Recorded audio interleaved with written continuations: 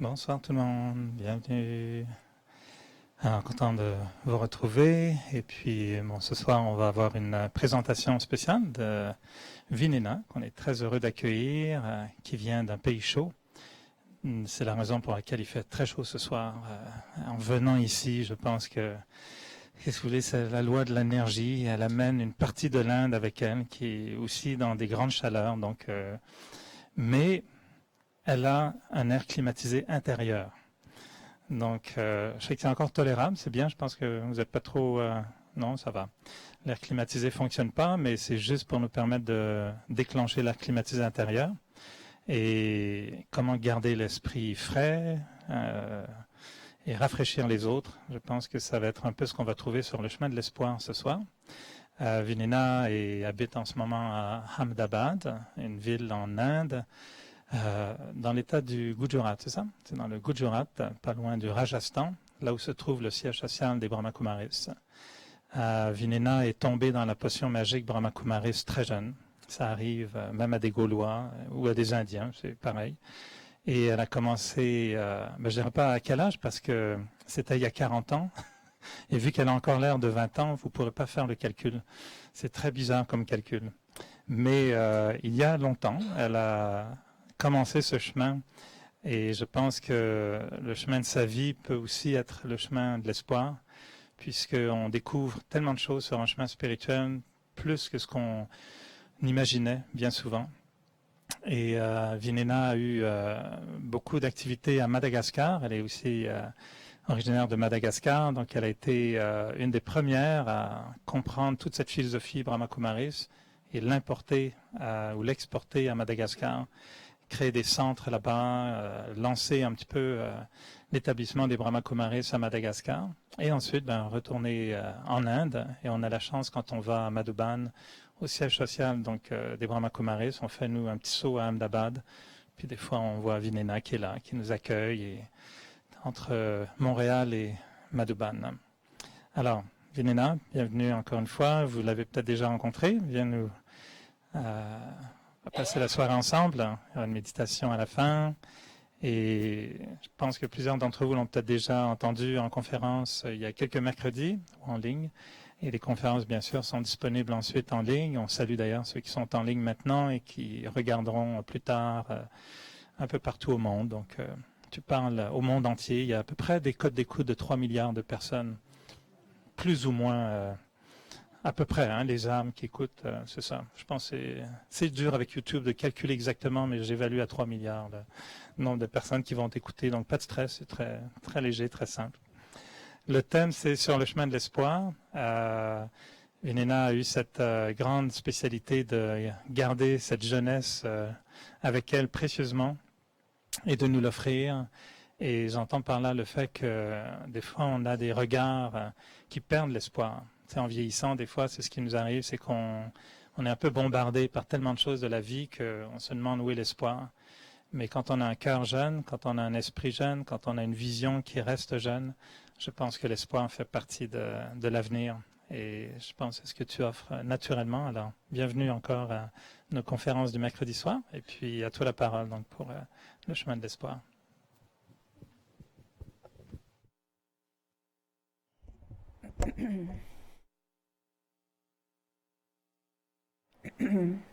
En tout cas, j'ai pas 20 ans. Om Shanti. Donc, pour les personnes qui viennent pour la première fois, je vais toujours commencer par le mot Om Shanti, parce que beaucoup ne le savent pas. Et donc, dans le mot Om, il y a le O et le Ma. O, Ma. Donc, O, c'est pour moi, et le Ma, c'est pour le corps. Ça veut dire que moi qui est dans ce corps, je suis Shanti. Shanti, c'est traduit paix, la paix, peace. Donc, qui suis-je? Je suis la paix. Alors, on dit Om Shanti. Ça vient de l'Inde.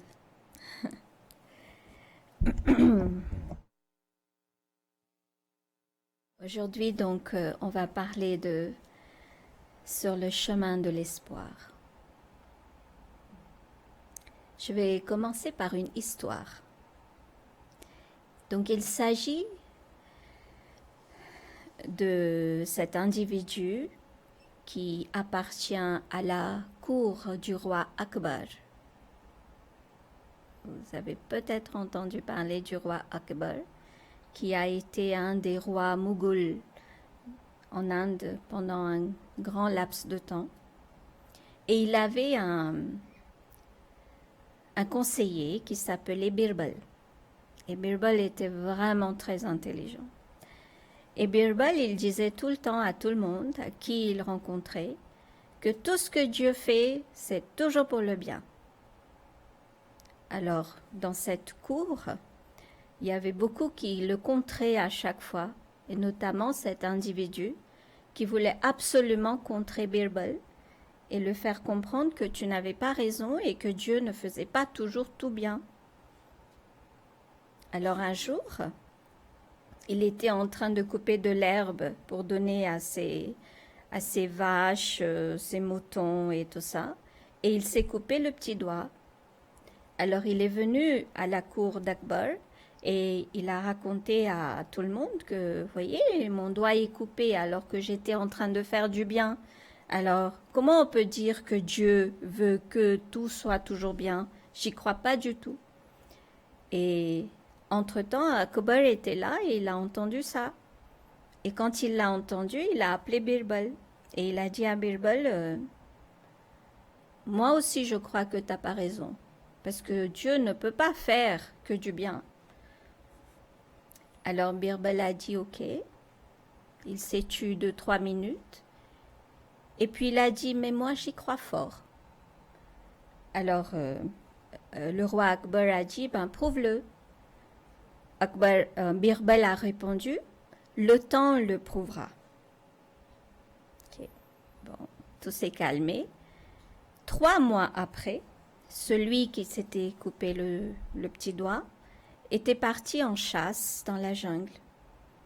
Et dans la jungle, il y a ces tribus qui, parce que la pluie n'a pas tombé ou quelque chose n'a pas eu lieu que eux voulaient que ça ait lieu, ils cherchent toujours quelqu'un, ils attrapent toujours quelqu'un pour faire une offrande d'un être humain qu'ils veulent faire offrande à leur déité. Et donc ils ont capturé ce personnage, cet individu qui appartenait à la cour d'Akbar. Ils l'ont ramené dans leur tribu et ils ont commencé à le décorer, à le nettoyer. C'est une offrande, donc tout le tralala qui suit. Et là, celui qui est un genre de prêtre, il a découvert qu'il avait le petit doigt cassé. Donc, c'est pas une offrande possible. Parce qu'il faut que ça soit parfait. Alors, ils ont dit, si on fait une offrande imparfaite, le Dieu, il va être vraiment très mécontent et au lieu que les choses se mettent en place, tout va être à l'envers. Alors, ils l'ont libéré. Alors, lui, il était tellement angoissé, il était sur le point de mourir, mon Dieu.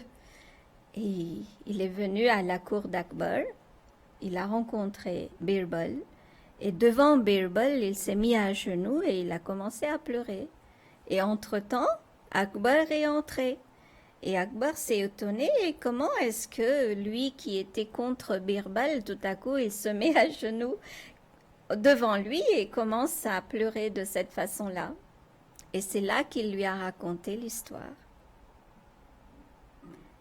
Que justement, parce que mon petit doigt a été coupé, je n'ai pas été offert à la dieu ou à la déesse de ces tribus pour leur offrande et que j'ai été sauvée. Donc, effectivement, Birbal a raison que tout ce qui se passe, c'est parce que Dieu fait tout pour le bien. Donc, c'était maintenant confirmé que tout ce qui se passe dans notre vie, c'est pour le bien. Alors souvent, on a des visions ou bien on a une façon de voir les choses comme quoi tout est négatif.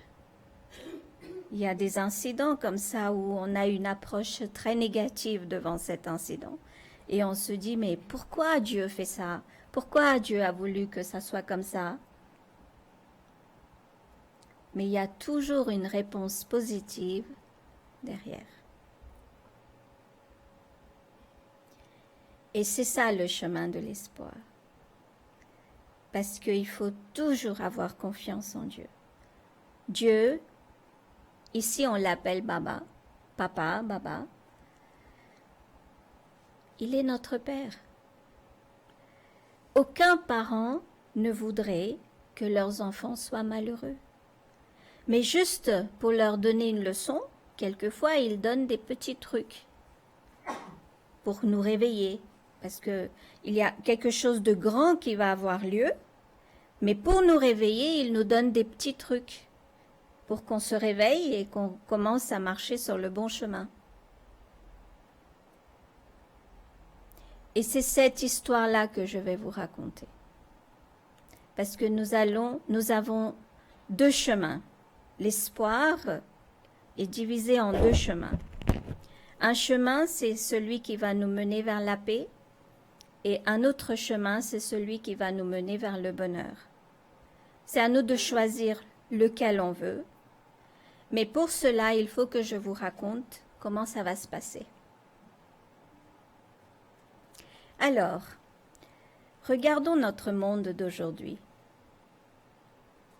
Qu'est-ce que vous y voyez?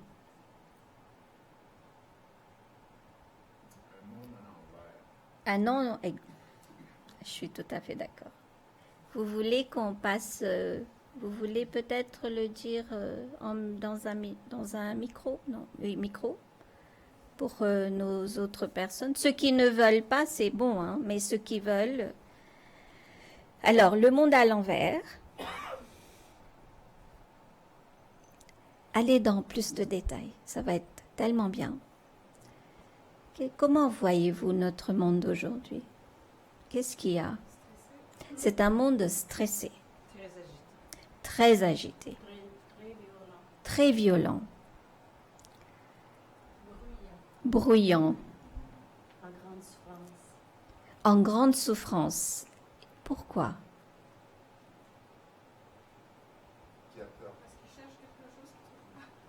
On cherche des choses qu'on ne trouve pas. Vous avez dit quelque chose? Il y a de la peur, ok? De peur de quoi? De tout. Encore. Il n'y a pas d'espoir. Alors, qu'est-ce qui vous fait voir qu'il n'y a pas d'espoir? À quoi pensez-vous quand vous dites qu'il n'y a pas d'espoir?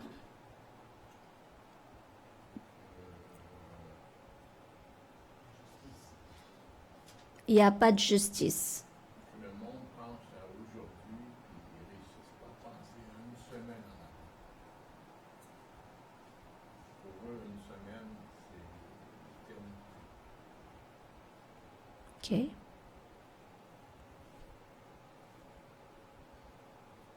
On va être beaucoup plus concret. Regardons ce qu'il y a devant nos yeux. Qu'est-ce que vous voyez? Les gens vivent dans le matériel. Donc, les gens sont devenus matérialistes. Un bonheur artificiel. Un bonheur artificiel. Encore plus concret. Un bonheur fait d'argent. Alors, il y a une population qui grandit et les ressources naturelles sont épuisées.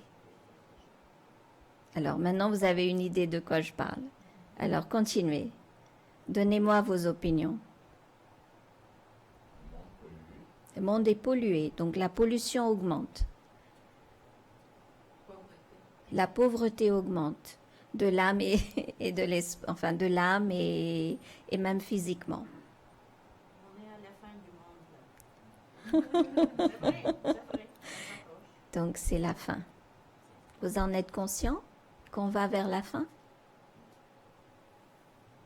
Qui va lever la main? Non?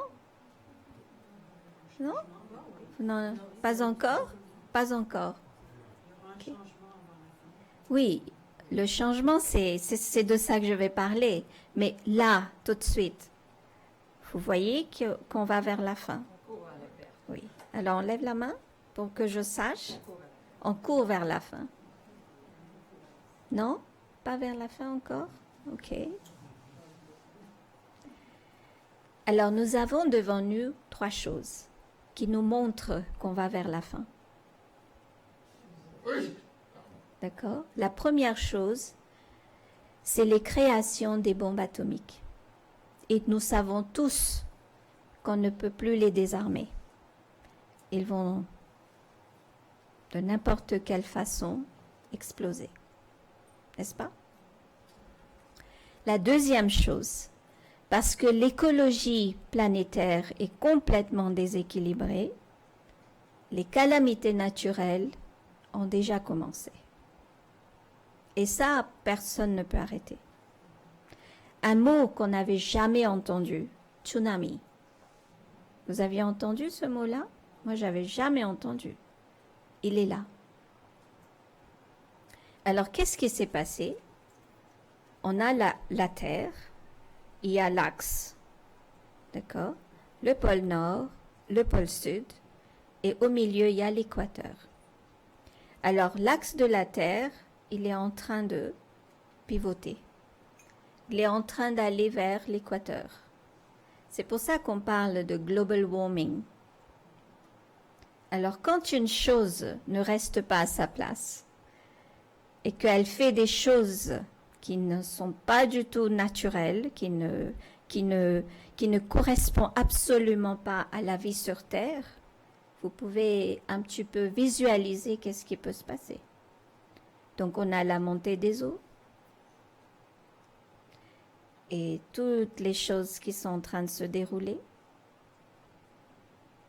Et la troisième chose, la violence. L'humain, l'être humain, est en train de devenir de plus en plus violent. Regardez les nations, pour un oui, pour un non. Qu'est-ce qu'ils veulent faire?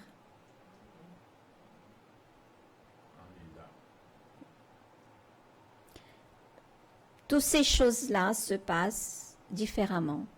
Quelque part, un petit désastre naturel, un autre côté, quelqu'un fait exploser des bombes, d'un autre côté, il y a des guerres civiles. Et quand tout se fera en même temps, ce sera the end. Ce sera la fin. Mais en fait, il n'y a pas de fin. Pourquoi? Parce que c'est un cycle. Il y aura une fin cyclique, oui, mais c'est pour un renouveau. Alors c'est là que mon histoire vient en place, dans le sens où Dieu, Baba, il ne peut plus voir ses enfants souffrir. Il dit maintenant ça suffit. Il faut que je change. Il faut que tout se transforme pour que mes enfants soient heureux. Parce que la situation est, on peut dire, catastrophique. Et c'est là l'espoir. Et c'est ça l'espoir. Parce que lui, il a décidé que moi, je veux tout transformer. Je veux mes enfants heureux. Je veux mes enfants en paix. Et pour cela, il faut que je fasse cette transformation. Mais il y a une petite chose que nous devons faire aussi. Il ne peut pas le faire tout seul. Il a besoin de nous pour le faire. Et savez-vous, c'est quoi?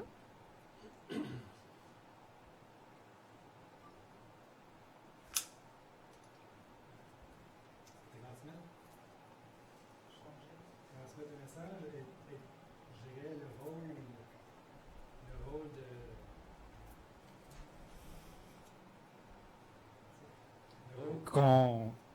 qu'on a, donc en termes de messages que Baba peut nous transmettre, c'est de bien le communiquer, de bien le partager pour aider les autres, puis amener les autres à réaliser. Donc la réponse, c'est tourner vers la spiritualité. Ça, c'est le message. Il faut que nous sachions, après, nous le comprenions, et troisièmement, nous le vivons. Et ça, c'est la spiritualité qu'on doit vivre. Alors, quelle est la spiritualité? La spiritualité est que je ne suis pas ce corps. Je suis un point de lumière. Je suis une âme. Je suis l'enfant de l'âme suprême. Une question que je vais vous poser. Quand vous êtes venu dans ce monde, êtes-vous venu avec quelqu'un?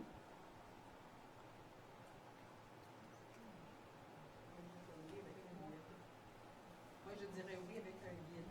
Quel guide? Lequel? Il y en a plusieurs. Ok. Mais il est né avec vous, à côté de vous? C'est ça. Moi, mais ma compagnie dans cette naissance et dans mon évolution. Mais ça a eu lieu quand vous avez compris, quand vous avez peut-être eu l'âge de 8 ans ou 9 ans. Mais quand vous êtes né de la ventre de votre maman, est-ce qu'il y avait une autre personne qui était là à côté de vous? Sauf si c'est des jumeaux ou des triplés. Mais même là, ils naissent 2-3 secondes après ou 10 minutes après ou je ne sais pas. Mais, comment êtes-vous venu? Seul. Quand on va partir, quelqu'un viendra-t-il avec nous? On partira seul. Donc c'est le moment. C'est le moment de comprendre notre spiritualité et de couper tous les attachements qui nous font souffrir. Parce que tous les attachements, dès que vous êtes attaché à quelque chose, quand vous perdez cette chose-là, vous souffrez. Alors, Baba nous prépare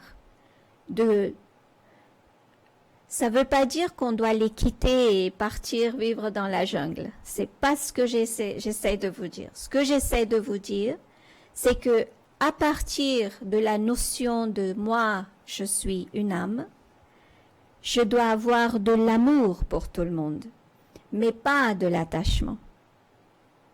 Et ma concentration, mon amour, doit aussi être avec lui. Parce qu'il est en train de nous ramener à la maison. J'aime bien cette histoire, je l'ai déjà peut-être racontée, mais je ne me souviens pas si c'était avec ce groupe-là.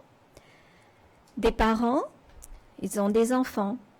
Tous les matins, ils les préparent, les douchent, les mettent des beaux habits, et puis il leur dit, allez, jouez dans le jardin, allez. Et ils jouent tranquillement. Et quand le soir tombe, les parents disent, bon, on rentre à la maison. Et qu'est-ce que c'est l'état des enfants à ce moment-là? Ben, ils sont tout barbouillés, très sales, les habits ne sont plus propres et tout ça. Et les parents vont dire, la douche, après vous aurez votre repas. Baba, il est nos parents. Donc, de là-haut, il nous a lâchés dans le jardin de la vie. Ça, c'est le jardin de la vie, le monde ici tout bas. Et il nous avait donné des instructions, mais on s'en est rappelé pendant un certain temps et puis après on les a oubliées. Et aujourd'hui, on est tout sale. Quand on dit tout sale, ça veut dire on est malheureux. Et quand on est devenu tout sale, eh ben, il est venu nous chercher. Allez, on rentre à la maison. Mais avant de rentrer à la maison, il faut passer par la douche. Et c'est quoi la douche? On est venu de là-haut tout propre. Donc quand on doit retourner, on doit être tout propre. Donc il va falloir se purifier. Et la purification, c'est à travers la méditation, à travers la spiritualité.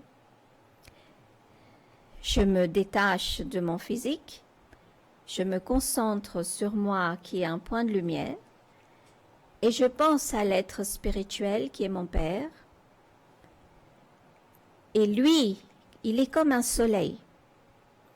Et le soleil, quand il brille sur la terre, il brûle tous les microbes, tous les insectes,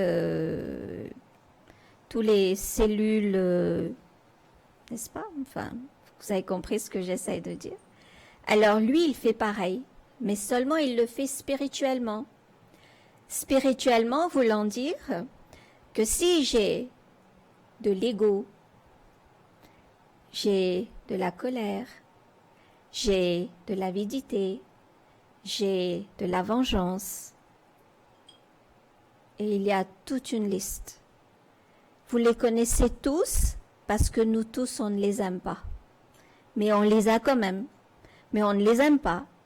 Quand on a une relation ou une interaction avec quelqu'un et qu'on a utilisé cette négativité avec la personne, on ne se sent pas bien du tout. Donc on les connaît, mais on les a quand même gardés. Même si on sait que ce n'est pas nous. Qui sommes-nous?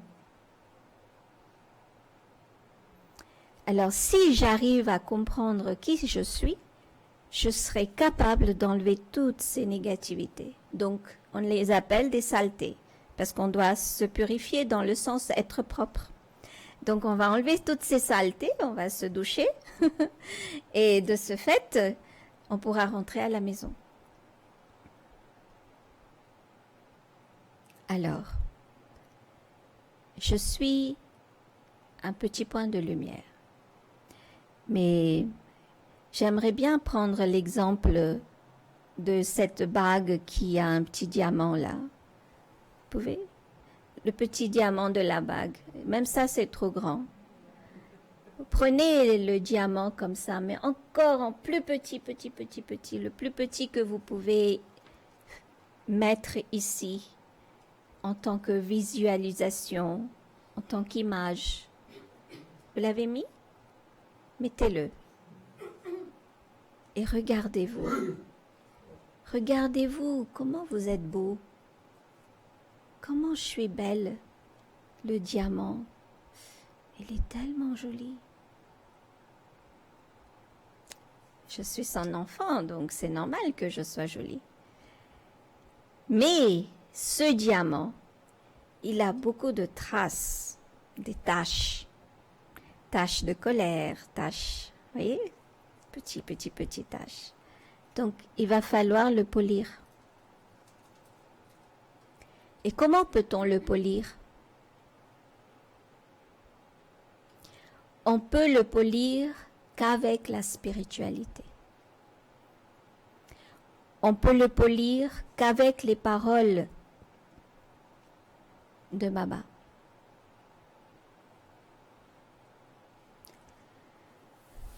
Dans toutes les religions, on a dit qu'un moment viendra quand Dieu viendra sur terre. Parce qu'il faut qu'un guide soit là pour nous ramener à la maison. Donc il va être notre guide, parce que lui seul connaît le chemin de la maison. Dans le christianisme, on a parlé de cette arche de Noé. Dans la religion islamique, on a parlé de Qayamat. Qayamat, ça veut dire que toutes les personnes qui seront enterrées, Dieu va les réveiller. Ce sera le jugement dernier. Il y a plein de paroles de ce genre. En Inde, dans la Gita, qui est l'écriture la plus connue, la plus lue, il y a ce terme qui est écrit, que je vais traduire. quand la religion sera diffamée, quand la corruption, l'adultère va augmenter, quand l'homme sera perdu et qu'il ne trouvera plus son chemin, moi, l'âme suprême, je descendrai sur terre et je deviendrai leur guide et je les ramènerai à la maison. Et c'est écrit partout. Seulement, le temps et cette révélation, l'être humain n'arrive pas à la placer.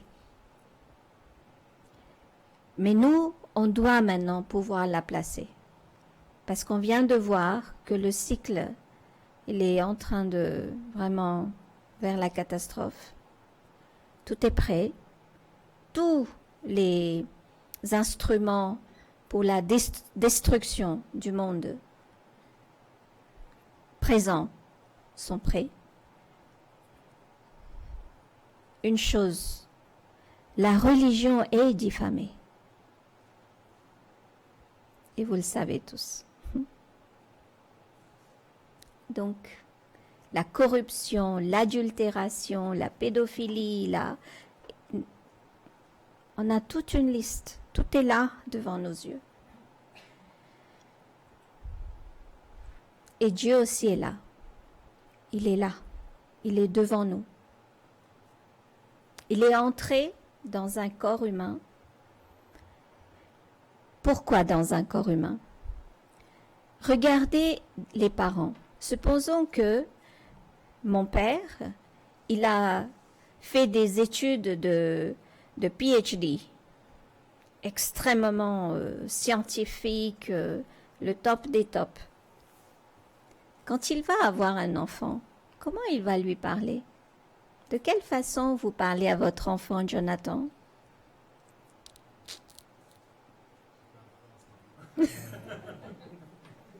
Quel langage utilisez-vous?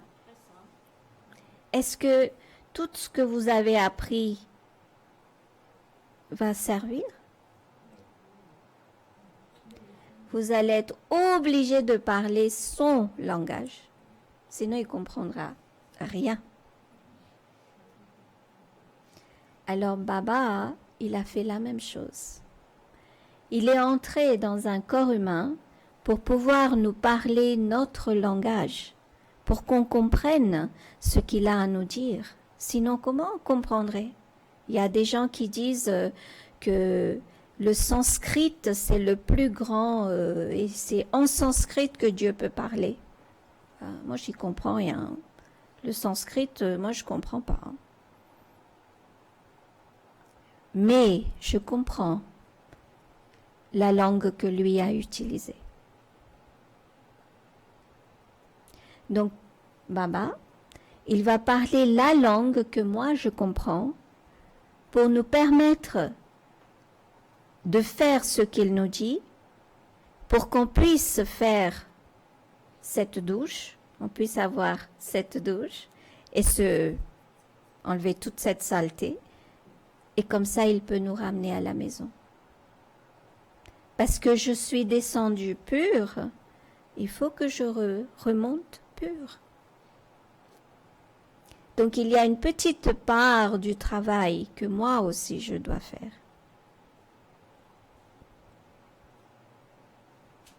Et c'est la méditation. Et aussi l'écoute des paroles que Baba a données, qu'on appelle ici la Murli, le Murli. La Murli ou le Murli. C'est Murli. Et Murli en hindi, quand on traduit, ça fait flûte. Mais c'est pas une flûte physique, c'est des paroles que quand on écoute, on a l'impression que on écoute la flûte. Tellement elle est métaphysique, elle est spirituelle, elle connecte directement à l'âme de façon à ce que nous, on se réveille. Waouh! Ah oui! Et voilà, notre chemin spirituel commence. Et c'est ça le chemin de l'espoir. Parce qu'il va nous ramener dans le monde de la paix ou dans le monde du bonheur. C'est à moi de choisir où je veux aller. Le monde de la paix, c'est rentrer à la maison. Et si je fais ce qu'il me dit, je me purifie par la méditation, par tout ce qu'il va m'enseigner pour me corriger, j'aurai droit au monde du bonheur. Et ce sera mon choix. Lui, il va me donner tout sur un plateau. Prends ce que tu veux, mon enfant. Je suis venue te chercher, mais à toi de choisir ce que tu veux. Et après, je t'envoie là où tu veux.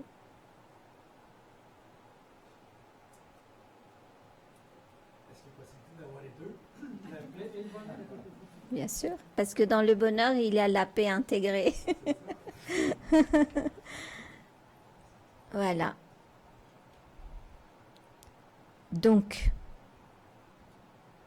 il faut absolument que vous vous aidez.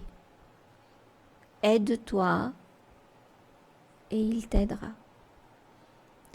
Alors, c'est à moi de commencer à m'aider. Qu'est-ce que je dois faire? Je dois prendre mes deux vies en face de moi. J'ai ma vie spirituelle et j'ai ma vie physique. Cette vie physique, je dois la maintenir. Elle a besoin de 3 choses. Vous savez quelles sont les 3 choses que cette vie physique a besoin? Qu'est-ce qu'il a besoin, ce corps? D'abord de nourriture.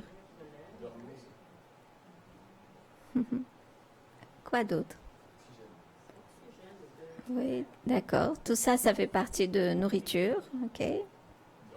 Dormir aussi, ça va avec. Puisqu'on mange, on dort. Quoi d'autre? On a besoin de vêtements. Et la 3e chose, un toit. Et tout ça coûte de l'argent. Donc il faut aller gagner de l'argent. Donc ça, il faut le faire. Pour gagner de l'argent, on va dire 10 heures. On a besoin de 10 heures pour ça, n'est-ce pas? 8 heures de travail, 2 heures de transport aller-retour. Ça convient? Ça vous va à tous? 10 heures? On peut donner un peu plus, un peu moins?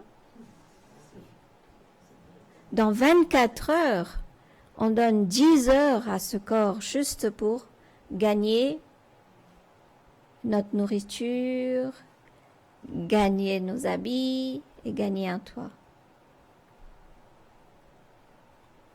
Il nous reste 14 heures. Je ne sais pas s'il y a quelqu'un parmi vous qui travaille plus de 10 heures. S'il y en a, eh ben, vous réduisez dans les 14 heures. Okay. Et dans ces 14 heures, on a aussi besoin de le nettoyer et de lui donner à manger. Donc on prend aussi cette partie-là, on va rajouter 2 heures. Parce qu'il mange matin, midi, soir, il se douche, brosser les dents, coiffer, tout ce qu'on fait. À moins qu'on fait encore plus que ça, parce qu'il y a beaucoup de personnes qui passent beaucoup de temps dans les spas et dans les salons de beauté, donc vous rajoutez tout ça. Ensuite, le sommeil. Combien de temps on dort? 5 heures, 6 heures, 7 heures, 8 heures. Qui dort 10 heures? Levez la main. C'est déjà bien. 8 heures? Okay. Donc, si on calcule avec les 12 heures qui restent, on enlève 8 heures. Il reste combien? 4 heures. Et ces 4 heures-là, on en fait quoi? Bravo. Est-ce qu'on a pensé à moi, l'être spirituel qui vit dans ce corps? Qu'est-ce que je fais pour lui? Parce que c'est lui la machine, la vraie machine, c'est lui. S'il n'est pas là, ça c'est mort. Est-ce que j'ai jamais pensé à moi? Parce que c'est le moi, il est là. Ça, c'est à moi, c'est mon corps. Je ne suis pas le corps. Il est mon corps. Est-ce que j'ai pensé à moi? Alors, vous avez 4 heures. Mais vous faites votre calcul. Hein. Si vous en avez encore moins que ça, supposons qu'on a 2 heures alors. Qu'est-ce que vous allez faire maintenant de vos 2 heures? Bon, aujourd'hui, vous êtes venu à la conférence, disons, à 6h30. Vous partirez à 8h30, donc c'est parfait. Vous avez vraiment donné du temps à votre âme. À votre âme dans le sens, moi, à l'âme. Donc, c'est bien. Mais tous les jours, il n'y a pas de conférence. Alors, qu'est-ce que vous allez faire? Moi, je me lève tous les matins à 3h30. Et je me couche à 10 heures. 10 means stop. Ce corps, il a aussi une horloge biologique. Il ne faut pas le déranger. S'il est dérangé, il tombe malade. Donc il faut le faire dormir tôt, parce qu'il est habitué à dormir tôt et se lever tôt. Mais la situation mondiale est telle aujourd'hui que personne ne dort jamais tôt. C'est toujours tard, tard, tard. Et après, on se plaint de beaucoup de choses. Il faut régler ça. Il faut écouter l'horloge biologique. Alors moi, je me couche à 10 heures et je me réveille à 3 heures du matin. Je me rafraîchis, je deviens alerte et je fais mon heure de méditation. Je me donne ce temps. Il y a un être humain très connu, peut-être que vous avez aussi entendu son nom. Il s'appelle Vivekananda. Il a toujours dit à tout le monde, celui qui ne sait pas s'asseoir avec lui-même ne saura jamais quelle grande personnalité il est. Qui suis-je? Saura jamais. Alors, faites. Prenez ce temps pour vous. Allez à l'intérieur. Regardez. Vous existez. Il faut apprendre à s'aimer. On ne fait pas. On est tout le temps tellement dehors, extroverti, qu'aujourd'hui, même mon identité, je n'en suis pas sûre. Et j'ai une grosse question. Est-ce que je m'aime?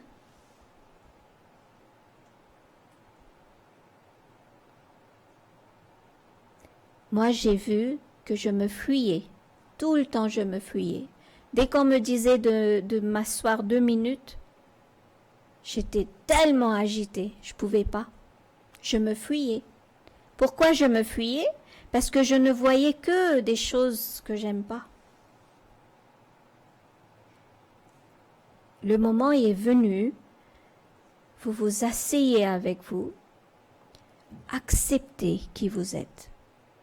Je suis négatif, je suis en colère, je suis méchante, je suis tout ce que vous voulez, tout ce qu'on sent qu'on est. Et j'accepte. Pourquoi j'accepte? Parce que je veux changer. Et là, vous allez commencer à vous aimer. Parce que vous avez accepté vos défauts et vous avez réalisé que je ne veux pas ces défauts dans ma vie. Et pour cela, il faut que je change. Mais si je ne les accepte pas, comment je vais changer? On commence par là. Alors, on s'assoit et on se parle. Ok, Vinayna, oui, d'accord. Ok, d'accord. Accepte, accepte. Et là, on va se découvrir ce diamant, ce beau diamant que je suis, qui a toutes ces petites taches, mais je vais le polir. Et il va briller d'une telle façon que quand la lumière, le rayon du soleil de Baba va tomber dessus, il va éblouir tout le monde. Et c'est quoi cet éblouissement? C'est pas quelque chose de difficile. C'est le bonheur. C'est la douceur. C'est la gentillesse. C'est les petits mots qu'on appelle les valeurs, qu'on a toujours recherché et qu'on a toujours voulu vivre.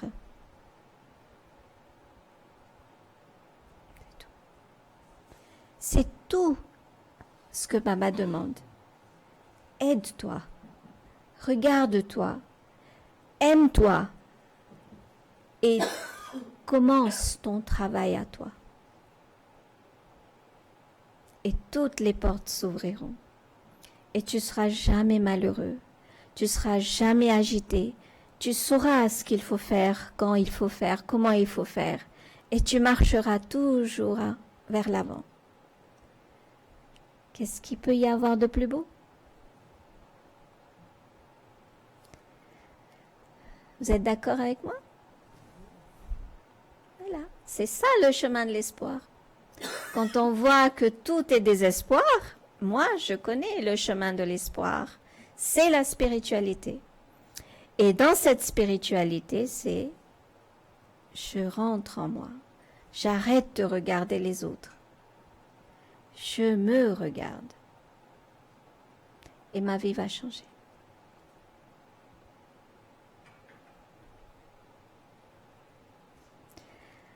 Om Shanti. Alors, on va faire une petite méditation. D'accord?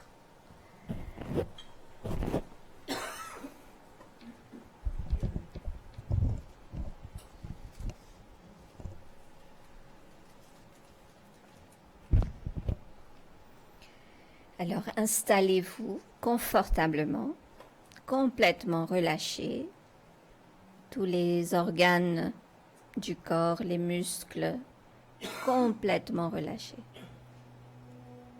Et en même temps, laissez tout le passé derrière.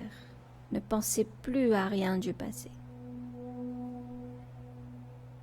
Laissez le futur dans le futur. On n'a pas besoin d'y penser non plus. Venez dans le présent. Soyez là avec vous-même. Regardez-vous à l'intérieur. Je suis au centre du front. Un diamant. Un tout petit diamant qui brille.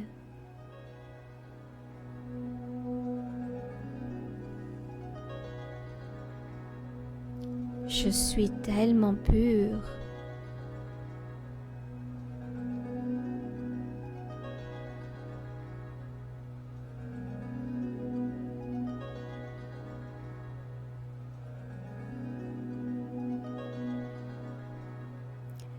Je suis l'enfant de l'océan, l'océan de la pureté.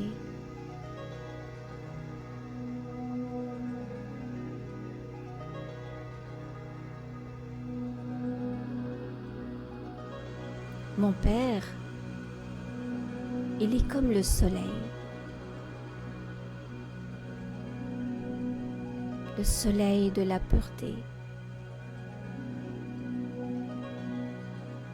Et chacune de ces rayons vient jusque moi et me touche, moi le diamant. Et mon éclat augmente. Je brille de pureté parce que la lumière m'a touchée. Et je me vois si belle, si beau, moi le diamant. Je suis illuminée.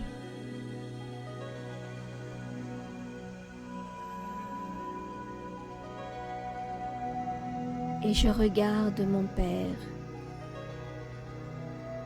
qui est le plus beau des diamants, le plus pur, le plus puissant, rempli d'amour, rempli de bonheur,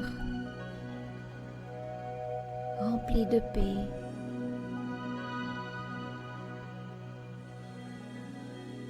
Il est l'espoir pour moi, le seul chemin qui me reste dans ce monde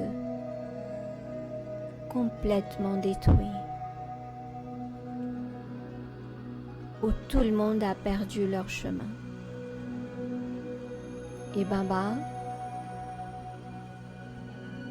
il m'emmène vers le chemin de l'espoir.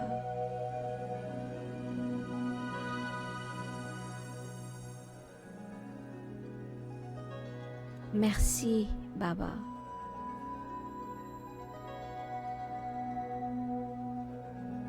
Merci de me réveiller. Merci de m'avoir fait réaliser que je devais vivre ma spiritualité.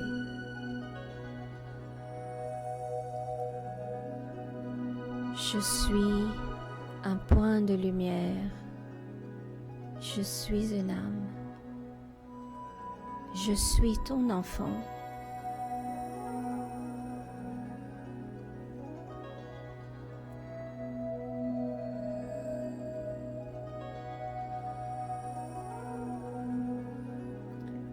Om Shanti.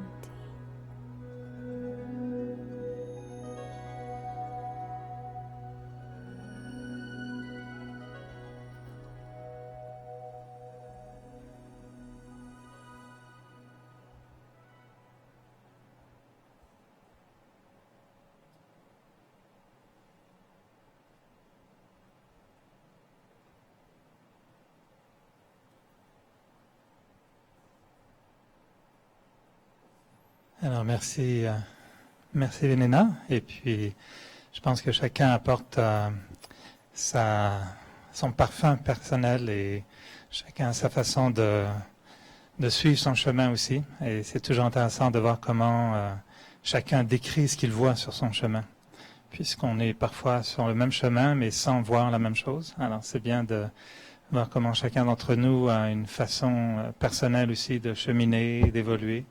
Et de t'entendre, ça inspire d'autres personnes, j'espère, à poursuivre leur propre chemin. Alors, vous êtes toujours les bienvenus à continuer avec nous tous les mercredis. Et étant donné qu'on a une visite spéciale, on va vous laisser partir avec une petite spécialité de la maison, qui est la sucrerie de l'espoir. Donc, si vous perdez espoir ou que vous n'avez pas trouvé tout l'espoir que vous cherchiez ce soir, vous mangez ce qui va vous être remis et l'espoir va arriver dans le corps, va diffuser, va sortir. C'est des bonbons d'espoir, à peu près, qu'on appelle des tolis.